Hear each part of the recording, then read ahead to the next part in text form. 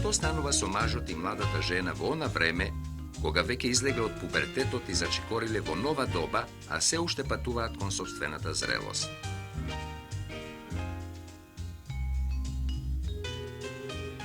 Ова време, адолесценцијата, е полна со безброј замки кои од сексуалното живење можат да направат или најголема среќа, или пекол. Тоа се случи минатото лето. Отидов со родителите на летување. Не бев мощно среќен поради тоа, но не сакав да ги погодам старите. А зошто? Затоа што тука оставив девојка која ми беше, а и сега ми е мощна и драга. Но, знаете како е. Одморот е одмор и летувањето ме направи да посекам некоја авантура. Еден ден се запознав со жена која што беше сосема сама и повозрасна од мене. Навистина беше згодна и го прими моето друштво како нешто највообичаено. 2 дена се видувавме на плажа и се возевме со автомобилот на татко. Притоа меѓу нас доаѓаше до некоја интимност, но не онаква на каква што мислите вие. Јас просто не чувствував потреба сосема да ја доживеам како жена. Третиот ден ми рече дека би сакала да ја водам во барот.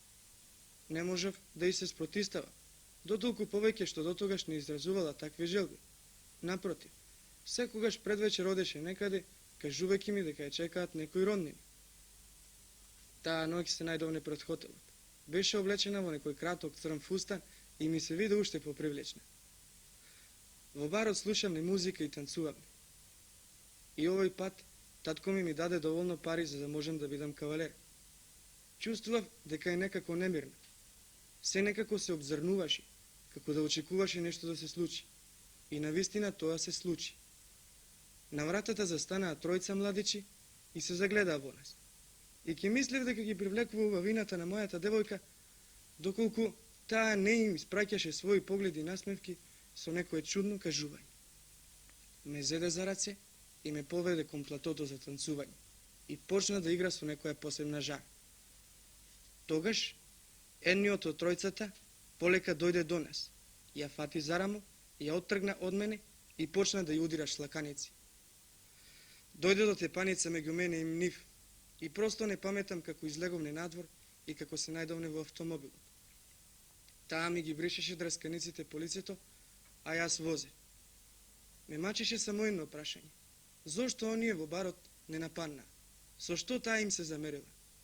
Ја прашав и ми рече дека најдниот од нив му закажала видување, но дека јас сум ми бил посимпатичен. Ме исполни некоја горчина и се чувствував како најобичен бедник, мислејќи на мојата мома.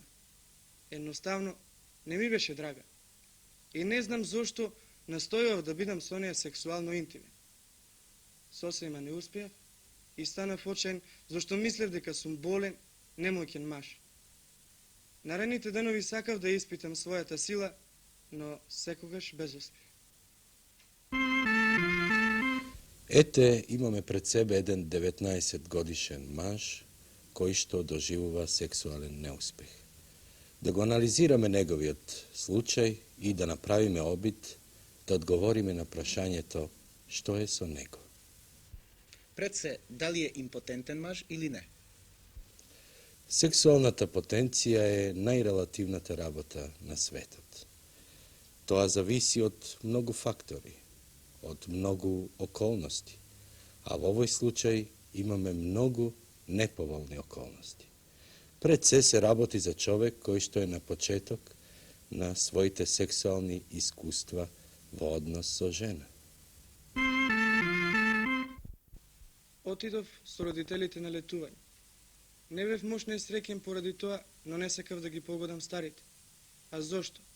Затоа што тука оставив девојка која ми беше, а и сега ми е мощна драга. Еве ја може би најсериозната причина за неговиот сексуален неуспех.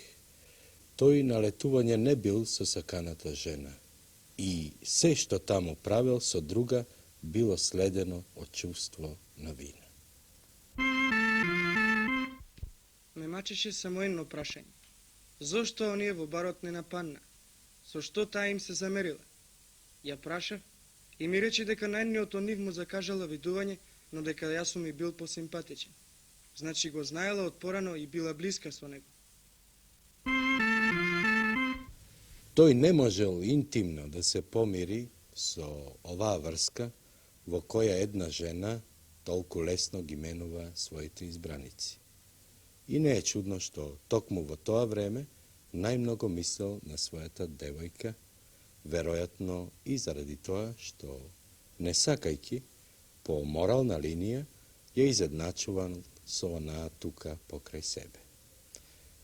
Тоа не е лесно да се доживее и можеме ли да си замислиме посилни фактори кои ја кочат сексуалната моќ? Но ние не видовме зошто младиот човек му се обратил за помош на еден лекар. Летувањето некако сврши и јас бев тој што инсистираше да се вратиме што побрзо.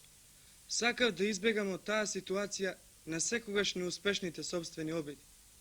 Забележував дека жената со која што бев таму почна некако да ме одбегнува и почна некако чудно да се смее заради мојата нервоза при неуспесите. Но се случи уште нешто чудно, докторе. Меѓу мене и мојата девојка тука, јас сум и со неја импотентен. И не само тоа, станав безгранично љубоморен и секогаш имавме конфликти. А тоа не беше така порано. Еве ја причината заради која младиот човек стана наш пациент. Тој секако не е органски болен. Причината за неговата импотенција е очигледно психолошкиот судир во неговата интима, што ги оневозможува неговите здрави биолошки сили. Тој ете станал безгранично љубоморен. Се прашуваме зошто. Порано не го измачувале такви мисли. Прашањето е мошне комплицирано, но одговорот е едноставен. Тој на сите жени на светот почнува да гледа низ моралниот профил на жената од летувањето. Тука се вклопува и неговата сакана мома, а тој, таквиот морал, не е во состојба да го прифати, заради што и се јавува неговата реакција на бунт, што се манифестира не само со споменатата љубомора, туку и со сексуалната немоќ. Овој човек секако е лекуван. Да, со психотерапија и мошне успешно. Вие самите гледате дека тој како личност има во себе квалитети и требаше да се скротат само неговите премногу строги морални критериуми и чувството на вина, за да стане повторно успешен. Но би му дале еден совет. Авантурите од ваквиот вид се голем ризик и тие ни во кој случај не можат да носат задоволство.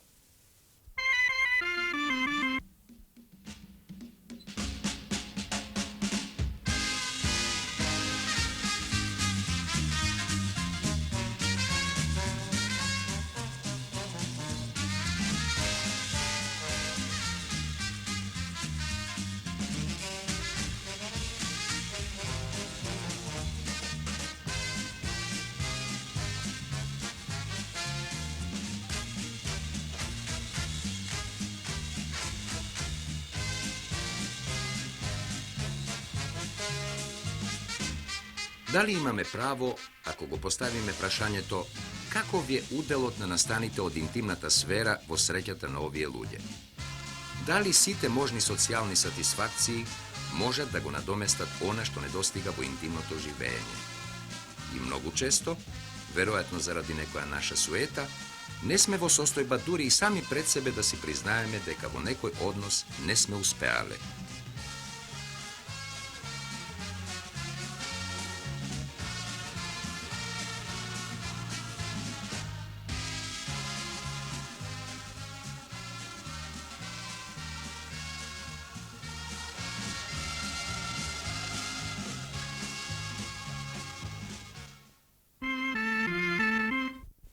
Се работи за мене и прашањето е дали сум болна или не.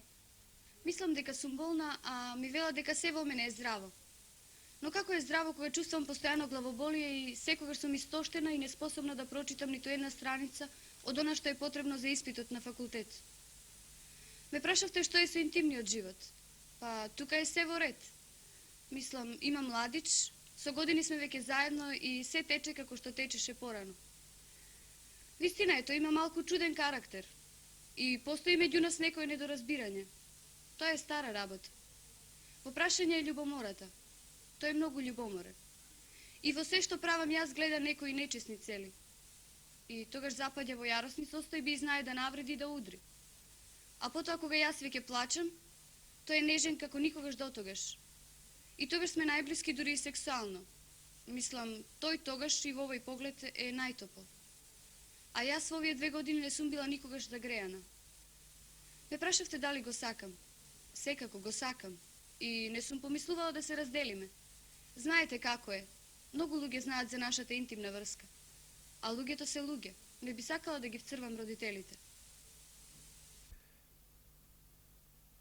Еве неколку прашања. Зошто оваа жена е невротична? Зошто и покрај тоа што е органски здрава доживува многубројни субјективни тегоби, што ја изфрлаат од успешното секојдневје?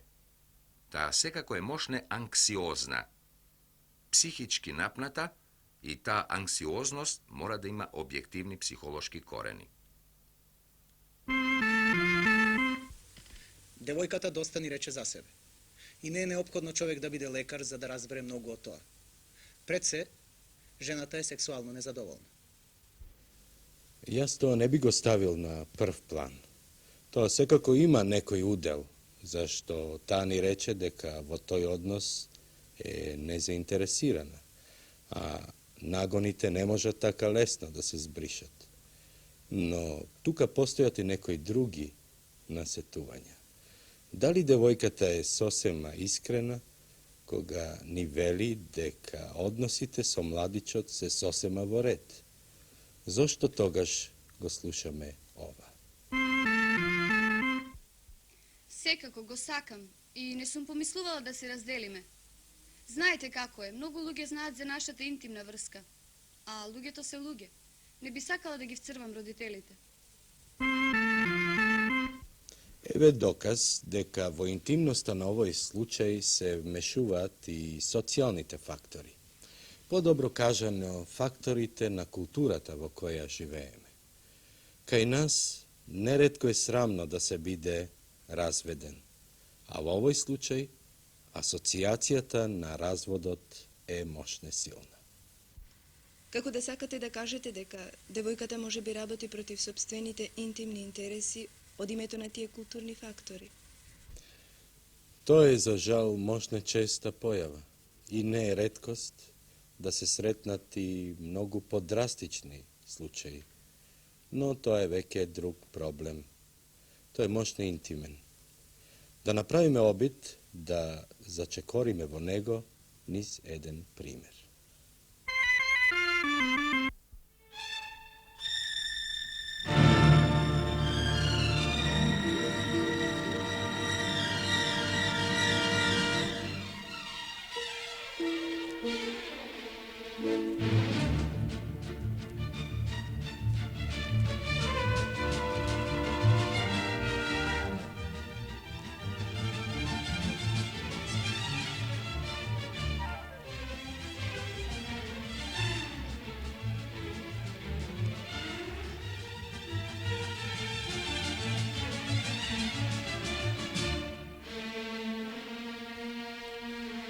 Во секој голем град има место за љубов и младите љубовници никому не му пречат со својата лирика.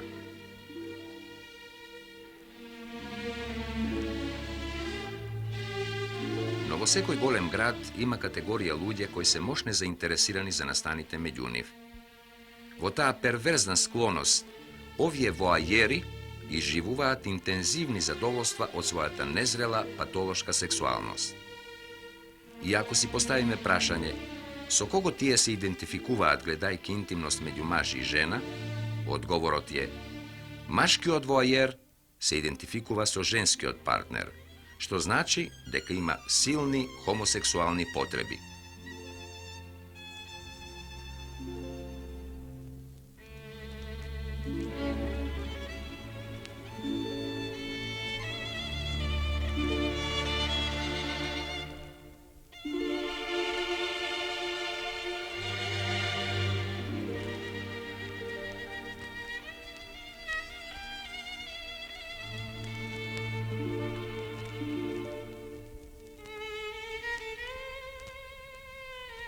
Меѓу перверзните во градот спаѓаат и оние кои се појавуваат пред осамените жени со разголени полни органи.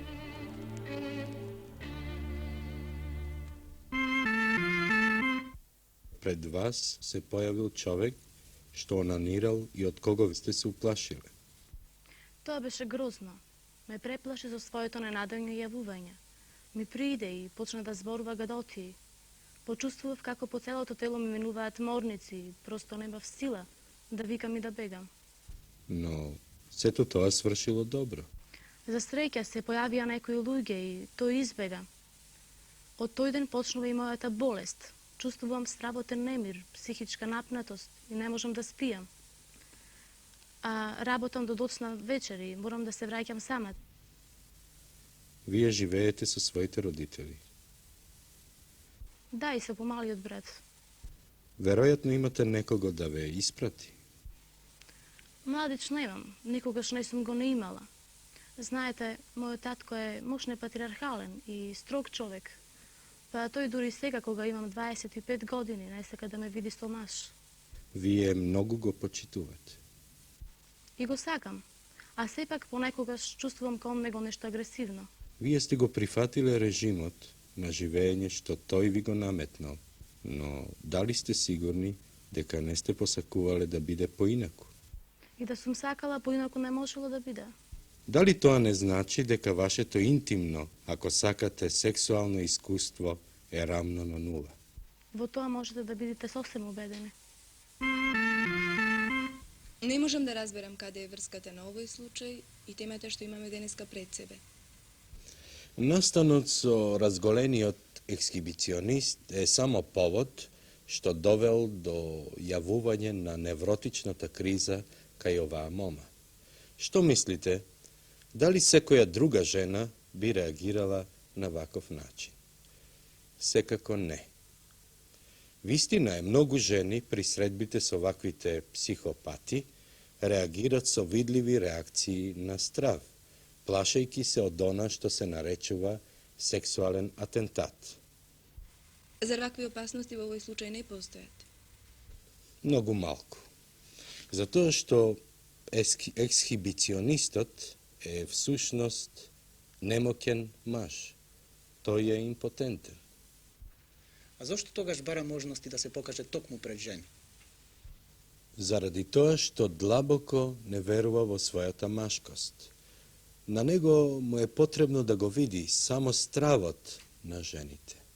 Тоа е за него доказ дека тие виделе вистински маж. Меѓутоа, тој бега од секоја интимност со жена, зашто е свестен за својата помала сексуална вредност. Ексхибиционистот ми личи на душевно болен. Не знам дали имам право, но тој како да не е интегрирана личност. Во тоа секако имате право. Некои познати сексолози велат дека зад овие сексуални настраности секогаш се крие се уште нерасцутена душевна болест, например шизофренија. Вие рековте дека настанот со ексхибиционистот бил само повод за јавувањето на невротичната криза кај вашата пациентка. Да се подсетиме на нешто што го чувме од неа. Таа вели: Младеч немам, никогаш и не сум го имала. Знаете, мојот татко е мощно патриархален и строг човек. А таа има 25 години. Во цветот на својата биолошка снага, таа потиснува еден мощно актуелен дел од својот живот во границите на она што го наречуваме несвесна психа. Тоа е теренот што е мощно невротичен за врз него по еден настан што представува сексуална атака да се развие вистинска и тешка невроза. Со други зборови ни кажавте дека сексуалната абстиненција е причина за сево ова.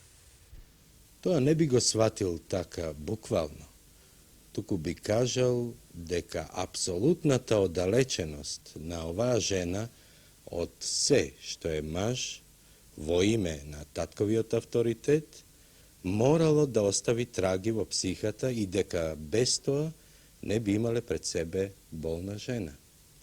Многу други жени минуваат покрај ваквите настани без последици, доколку се разбира ги имаат решено своите еротски прашања. Дали јавувањето на разголениот може да доведе подоцна до фригидност кај оваа жена?